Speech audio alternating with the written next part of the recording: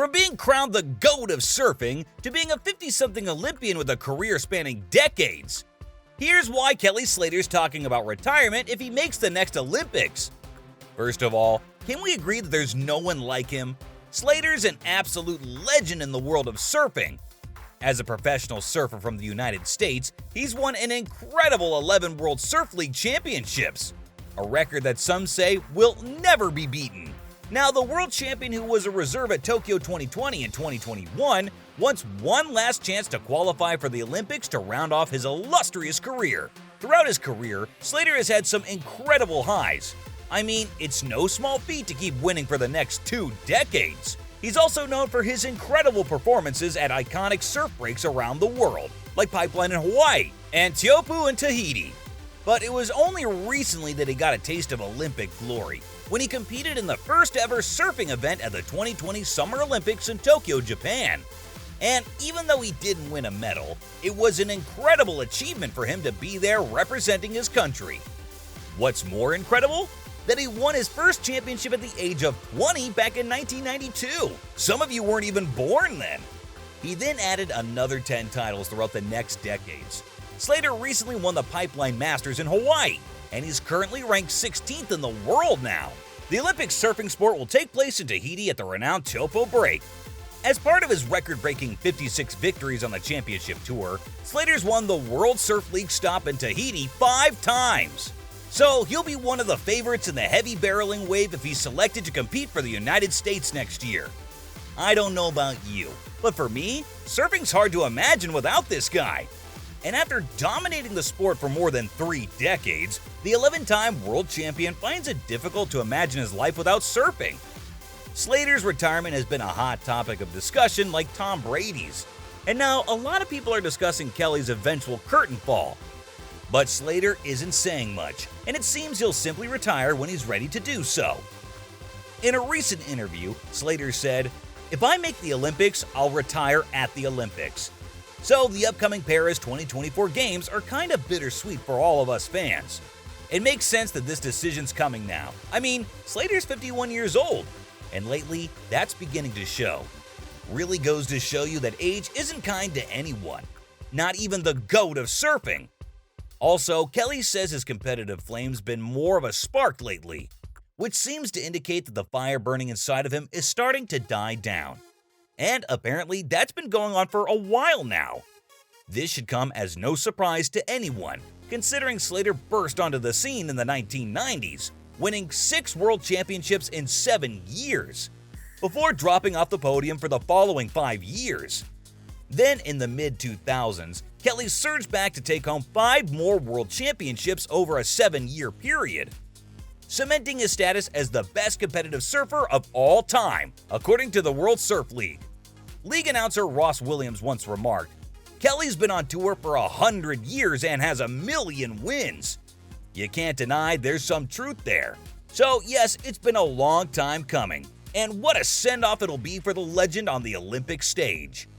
Even though Kelly isn't as dominant as he once was, he still poses a threat everywhere. And considering how recently surfing was added to the Olympics, it's difficult to picture him putting up the board without having competed, right? Personally, I'd love to see Kelly wearing an Olympic gold medal around his neck. Now, the brightness of Kelly's star may have dimmed slightly from his heyday in the 1990s and early 2000s. But his celebrity status soared as a result of his appearance in numerous advertisements, music videos, TV series, films, and even his own video game. But Kelly's achievements don't stop there. He's dabbled in music, wrote 2 memoirs, and became one of the faces of extreme sports, much like the famed skateboarder Tony Hawk. Slater's name was also in the news due to an on-again, off-again relationship with Baywatch star Pamela Anderson. Slater's legendary GOAT status will live on forever, and he still gets surrounded by cameras and fans wherever he goes. You can catch all that and more in his documentary titled Kelly Slater: Lost Tapes.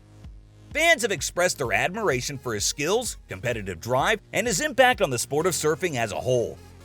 And they've shared heartwarming stories of how Kelly's inspired them to take up surfing. But it's not just fans. Fellow professionals have paid tribute to him as a role model and mentor. including some of the biggest names in surfing, who have spoken out about Slater's retirement announcement. Legendary surfer and commentary Mick Fanning says, "Kelly Slater has been an inspiration to me and so many other surfers around the world. He's pushed the sport to new heights and set the standard for what's possible. It's sad to see him go, but he leaves behind an incredible legacy." Truer words were spoken. World Surf League CEO Eric Logan paid tribute to Slater, explaining how he's one of the greatest athletes of our time, and that Kelly's contributions to the sport are immeasurable. Logan said, "We'll miss seeing him compete, but we look forward to seeing what he will achieve in the next chapter of his life." The world and surfing enthusiasts carry deep respect and gratitude for everything he's accomplished during his remarkable career. Kelly's secret sauce is his dedication to fitness and a well-rounded approach to training, which includes surfing, yoga, weightlifting, cardio, among other things.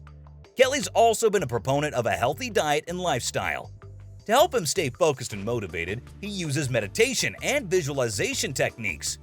In fact, he's a staunch believer in the power of therapy and advises everyone to get some form of it. As he fine-tunes his technique and improves his overall performance in time for the Olympics, his success will depend on his health, mental and physical preparedness, and the strength of his competition. There's something to be said about Kelly's dedication. We all remember how in 2017, he snapped his foot in two like a breadstick, right? To think that he was back to compete just 18 months after that is crazy. But that's typical of Kelly. The guy's as tough as they come. He's a master of training in his mind and body. Looking at him, you can never tell he's battled burnout and other mental health problems. But in the process, he learned a lot about the mental and physical routines that make him feel his best, especially during the pandemic. For instance, he's tried some wacky diets like water cleanses. In case you're wondering what that is, Kelly went weeks strictly drinking water and nothing else. Yup, no food too. Must be doing something right, huh? Now, given his incredible track record and his dedication to the sport, there's no doubt that he'll be a force to be reckoned with in the years to come if he chooses not to retire and pulls a Brady. It's truly inspiring to see someone at his age continuing to push the boundaries of what's possible in the sport of surfing. Kelly's still able to compete at the highest level and do things on a surfboard that many surfers half his age would struggle with. It seems like Slate still has some unfinished business, and that's all the motivation he needs. There you have it, ladies and gents. That's why Kelly Slater's talking about retirement if he makes the next Olympics.